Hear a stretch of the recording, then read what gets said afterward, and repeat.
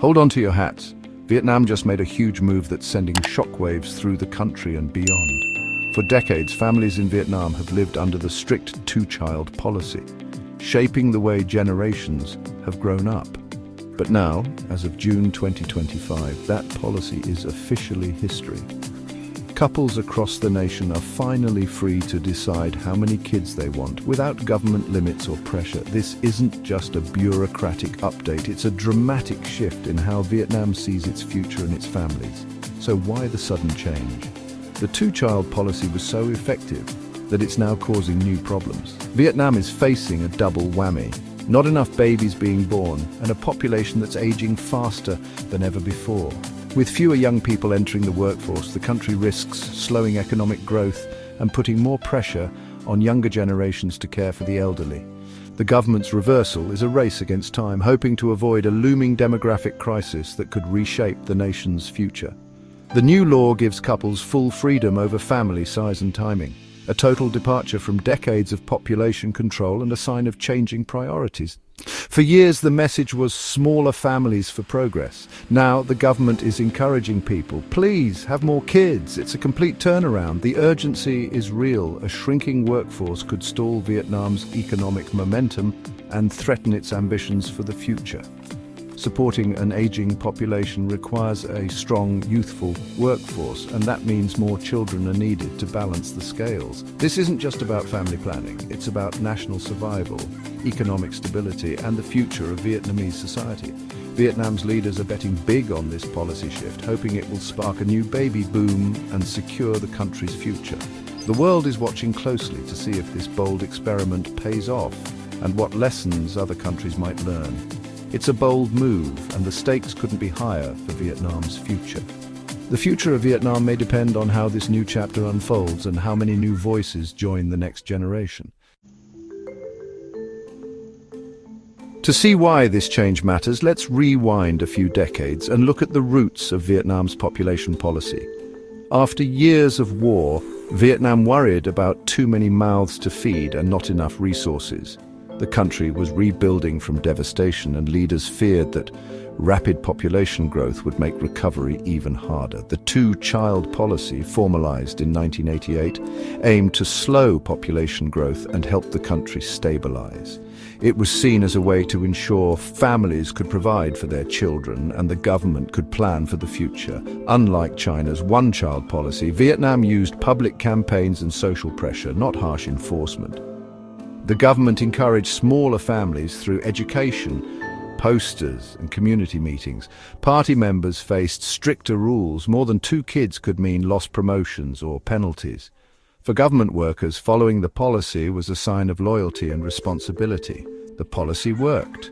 Population growth slowed, but not without side effects. Families adjusted, and the country's demographics began to shift. By 2023, Vietnam's population hit 100 million, up from 62 million in 1988. The country transformed, with cities growing rapidly and society changing. But success brought new problems, an aging society and fewer young workers. The balance had shifted, and new challenges emerged for families and the economy. The old policy fit its time, but now it's outdated. Vietnam's needs have changed, and so must its approach to families and growth. Vietnam's leaders are scrambling to adapt to a new demographic reality. The playbook has changed again, and the country is searching for new answers. Let's talk numbers. Vietnam's fertility rate dropped to 1.91 in 2024, a figure that's raising eyebrows among policymakers and families alike. That's now below the replacement level of 2.1, the threshold needed to keep a population stable from one generation to the next. This rate has been falling steadily for years, and it spells real trouble for Vietnam's future economic growth and social stability. The United Nations warns that Vietnam is aging at a record pace, transitioning from an aging to an aged society in just 20 years, much faster than many other countries. That's a huge strain on healthcare and social services, which will need to adapt quickly to support a rapidly growing elderly population. Vietnam's so-called golden population period, when there are more workers than dependents, is coming to an end, likely by 2039, putting pressure on the country's economic engine. After 2042, the working-age population could actually start to shrink, leading to labor shortages and slower economic growth. And by 2054, if trends continue, the total population might even begin to decline for the first time in modern history. Fewer workers means a smaller economic engine, less innovation, and potentially lower living standards for everyone. Unlike richer countries, Vietnam is facing the challenge of aging before it's fully developed, making the situation even more urgent. The challenge is clear. Vietnam must get rich before it gets old or risk falling into a demographic trap. The clock is ticking, and the stakes for the nation's future are higher than ever. Vietnam's demographic alarm bells are ringing, and how the country responds will shape its destiny for generations to come. Vietnam isn't alone in this baby bust. Japan, South Korea, and Singapore have been here for years. China's own policy reversals haven't sparked a baby boom either. Turns out just allowing more kids doesn't mean people will have them.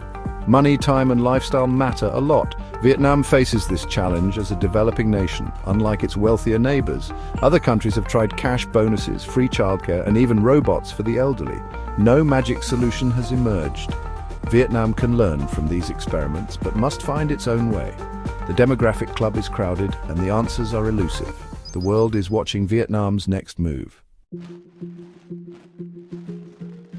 With the two-child rule gone, Vietnam is rolling out baby-friendly policies. Ho Chi Minh City offers cash bonuses for women with 2 kids before age 35. Nationally, mothers get 6 months paid maternity leave, free healthcare for kids under 6, and free schooling through high school starting 2025. The government is also shifting its messaging. Old Stop at 2 posters are out, new pro-baby campaigns are in, dating shows and cheerful propaganda now encourage bigger families. It's a full 180-degree turn in public messaging. Officials know it's not easy. Policy alone won't boost birth rates. But the baby-making mission is officially on. So will scrapping the two-child rule spark a baby boom? Not so fast. For many young Vietnamese, especially in cities, raising kids is expensive and stressful. Urban life means higher costs, fierce competition, and less time. Many parents, like marketing manager Nguyen Thu Linh, choose one child to focus on quality over quantity. Lifting the policy isn't enough. Families want real support, not just permission. Gender imbalance is another issue.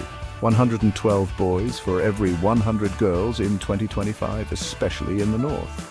The government is cracking down on gender selection, but cultural preferences run deep.